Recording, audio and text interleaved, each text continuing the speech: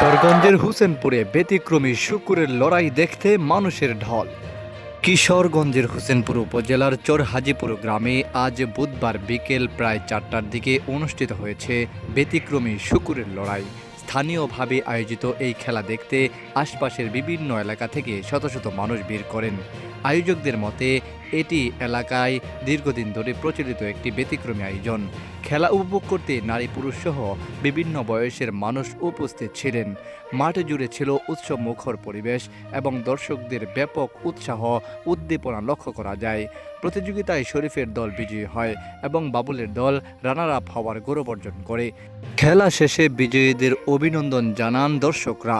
স্থানীয়দের ভাষ্য, এমন আয়োজন এলাকাবাসীর কাছে একটি ভিন্নধর্মী বিনোদন হিসাবে পরিচিত এবং প্রতি বছরই এটি দেখতে দূর দূরান্ত থেকে মানুষ আসেন।